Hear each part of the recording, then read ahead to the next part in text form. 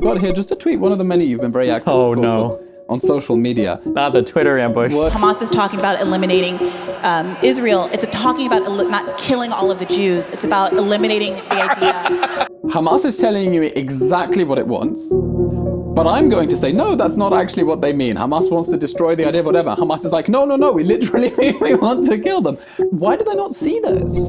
How do you think Israel should be doing a better job of fighting this information war, given the battlefield as you see it? It's easy, obviously, and I'm sure you know this as well. It's easy from the sidelines to sit and criticize, especially because So easy. Yeah, of course. So easy. The critic is not the man in the arena or whatever.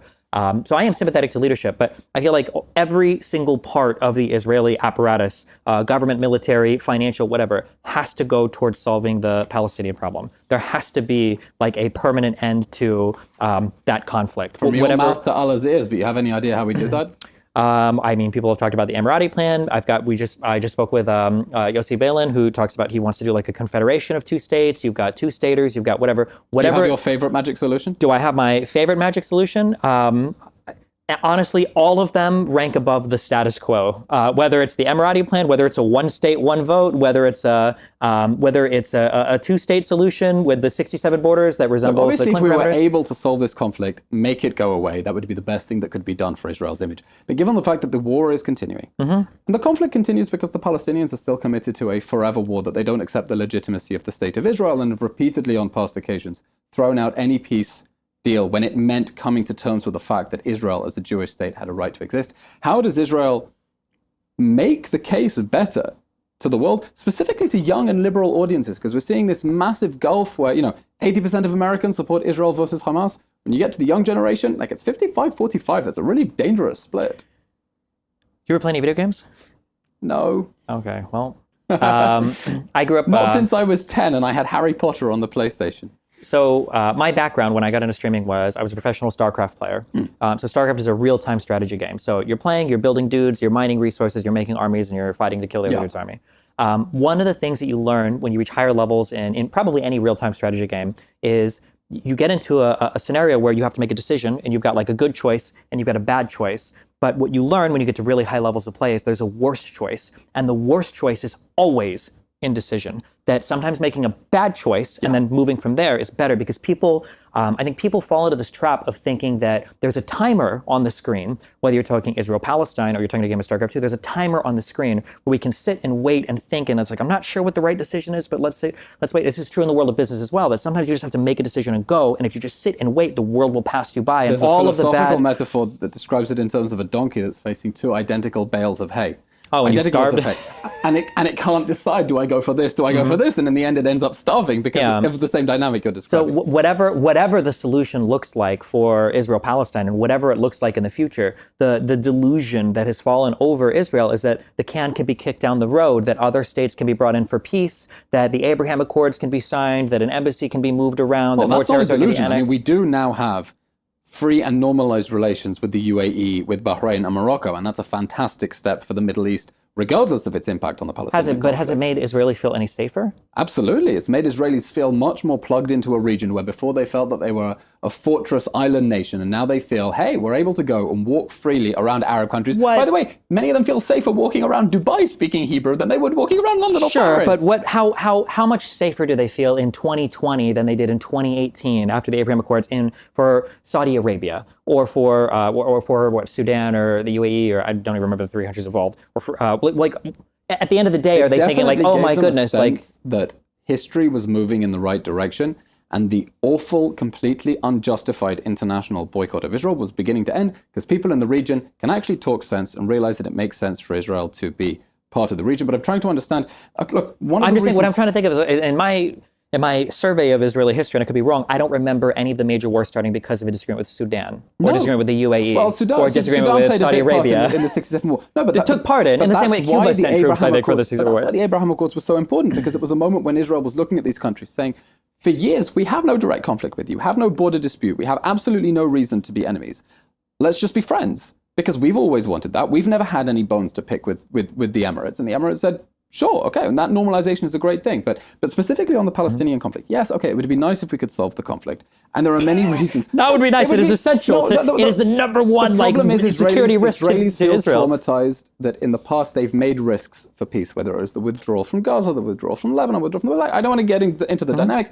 They've blown up in their faces. I'm asking you, in the absence of being able to solve this, and I wish we could solve it, but given that the conflict is going to endure because the Palestinians refuse to accept any Jewish state in any borders whatsoever, how do we appeal better to the world? How do we defeat this Hamas strategy of gaming international public opinion and wearing them down to this numbness to the truth by lie after lie after lie until they're willing to believe anything? I mean, from the Israeli side, I think Begin and earlier, I think even Ben-Gurion said that the scariest thing that Israel could face in its early days was a staunch advocate for peace on the Arab side. That somebody like Sadat showing up and making overtures towards peace would be unstoppable from the Israeli side. You can't fight against an opponent that is offering something like that because you would look insane. And I think... Which leader was that? I don't remember that quote. I don't remember if it was Ben-Gurion or if I don't remember if it was the prime minister after him between that and the 73 war. Okay. But the idea that a strong Arab leader that was a staunch advocate for peace would be somebody that you couldn't deny that in overture. And when Sadat finally came in and did that, when he made his speech in front of the Knesset, and that was an unstoppable thing. I feel like if Israel was empowering the Palestinians in an undeniable way that it could show the world, I feel like that moves you in a direction to where eventually Palestinians would have to feel some kind of pressure, because it feels like the history from the Arab-Israeli side has always been the Arabs always gave Israel like the perfect excuse for expansion in '67, the perfect excuse for whatever early territorial conquest, expanding the borders in 48 from what the 47 partition would have looked like. Now it feels like on the opposite ends of things, it feels like Palestinians always have an excuse, whether it's another raid in the West Bank, whether it's another soldier that doesn't get convicted for a crime, whether it's another NGO or human rights or whatever UN group saying something about another war in Gaza. It feels like Israel is always giving those excuses to the Palestinians to continue to fight. And it's not just them. I'm speaking to you as an Israeli spokesperson, so I'm coming down I'm coming down very hard on Israel. There are definitely problems in the international community, in the Arab world, on the Palestinian side that I talk about a lot as well. But I'm just saying for the agency of the Israeli side, there has to be a come to Jesus moment, or a come to, I don't know who you would say, but for me, a Christian. Come to Moses moment, okay? Abraham, whatever. Yeah, right. Where, the PA is Jesus empowered. Is Jewish, we'll take it. Yeah, the PA was, I'm just kidding. The PA was empowered with enough money to go into the Gaza Strip with a boss there. This is a man who, he wears a suit and tie. He talks to Israeli leaders. He shaves his beard. This is a guy who should be your strongest advocate, that you are empowering in every single way possible to be the face of the PA. Despite the fact that his administration continues to pay salaries to terrorists sitting in jail and stipends to the families of terrorists. Listen, Begin signed peace with Egypt, and he was part of the Leahy. Everybody has had issues. It has to be put. It can't be intractable. It can't be the same excuse. You don't think the Leahy at the beginning was? Bottom line, what I'm trying to understand here. Go ahead. Bottom line, you're saying, short of being able to solve the Israeli-Palestinian conflict, Israel is basically screwed when it comes to the information war and this dynamic that the world will buy all the little lies that the Palestinians tell. I think so. You say within this space, okay, the far right, the far left are all ganging up on Israel. And one of the words that I noticed you've taken particular issue with, that, really sets off your rage and you attack, is when people use the term genocidal to attack Israel. And we've got here just a tweet, one of the many. You've been very active on social media. Not the Twitter ambush. No offense, someone is writing to you, but I don't think there's any innocent Israeli citizen, and I'm tired of tiptoeing around that subject and pretending like there's some kind of mythical exception to whom I owe some reverence or obeisance. Yeah. So you quote tweeted this, saying what? The issue is that people speak in circles sometimes around concepts relating to genocide, or what they want the final state of Israel and Palestine to look like. And what they'll do is they put all the tools down for what I would say is an inevitable genocide, but they won't actually own the conclusion. So they'll say something along the lines of I think that oppressed people have a right to fight against their oppressors. I think that every single Israeli citizen is a colonialist or a settler. Like when people say settler in the West, they're not always, in Palestine even sometimes, they're not just talking about settlers living in the West Bank. They're talking about every single Israeli citizen. And they'll say all of these words, and then when October 7th happens, they'll say, well, this is the language of the oppressed. These people are fighting against, these people are fighting against their oppressors.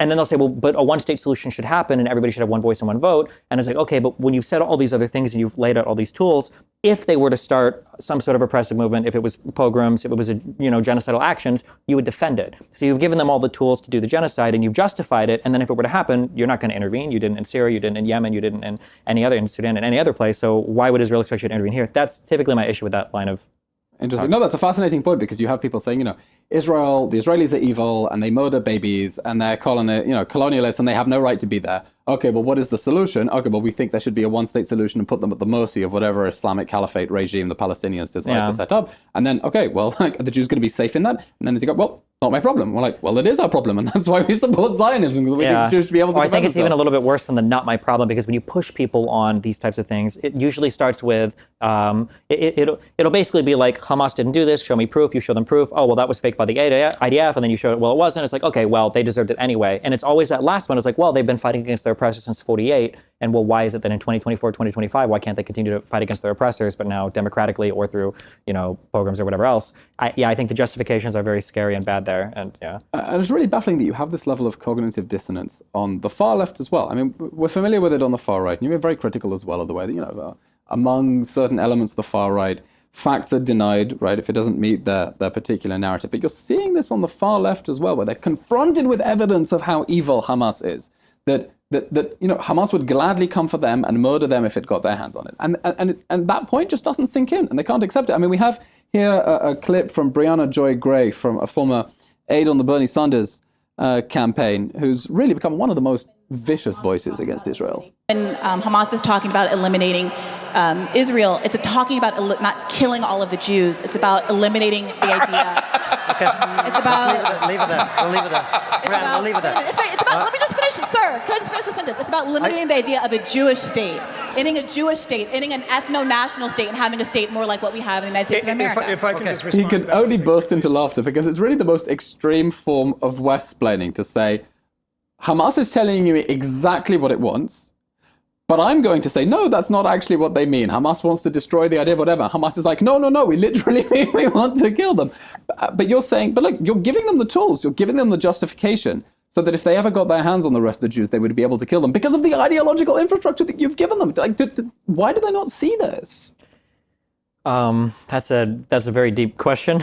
There's a lot of, we could speak at length for any number of these things, but it's like I said in the opening of this, Israel-Palestine is just the perfect confluence of so many different things that gives people interest for dumb reasons. Like I said, you've got, Brianna just tweeted, this might have been around October, where somebody made a comment about dark-skinned people in the Middle East being discriminated against. It was something like that. And the way that she quote tweeted that and made a joke, she made it sound like she thought that the majority of Jews in Israel were light-skinned European Jews. That was her impression. Right. So this is just like the perfect ground for all the narratives that people love to fight over, the colonizers, the oppressed, the oppressors, like all of that. And you can fight with these stories without ever actually engaging with any of the facts. So I think that's where a lot of the opinions come from. Because once you get into like the actual facts, it becomes hard to defend a lot of any of the opinions that are given. Yeah. Of course, but when you find yourself arguing in these spaces, do you find you're able to shift the needle at all? Or people on both extremes are simply impervious to the facts and nothing is going to shift them?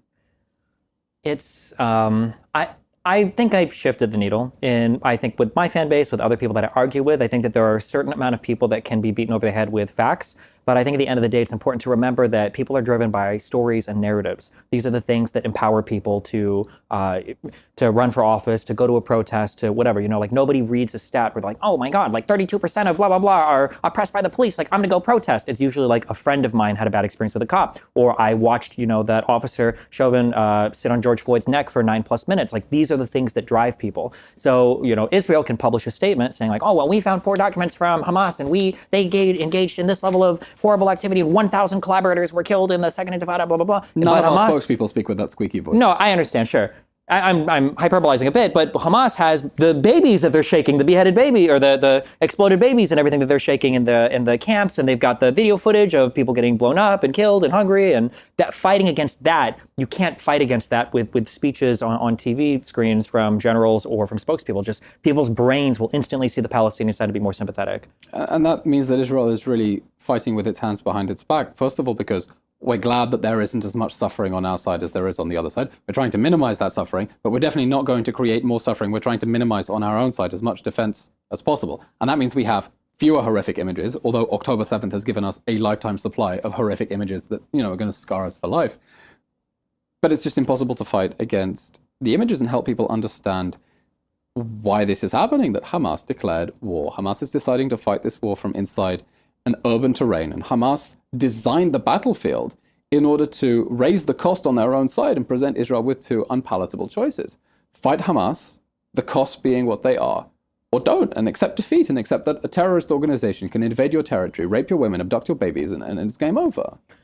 I mean, I agree on a factual level. It's just finding I do debate in conversation. So for me, I'm just thinking of the rhetorical points. But like when you're like in my opinion, I'm only saying this as a guy that debates. I'm sure there are different concerns that a state has, but like every single conversation where anybody speaking from an Israeli point of view that's talking about aid getting into Gaza, that's talking about humanitarian or safe zones being set up, the first question that always needs to come out of an Israeli's mouth is, why doesn't Hamas help to set any of these areas up? Why is Hamas bombing the crossings? Why do they shoot rockets at the pier? Like that has to be the very first question, because the fact that mad that Israel is continuing to provide aid into the Gaza Strip. It's going up month by month by month.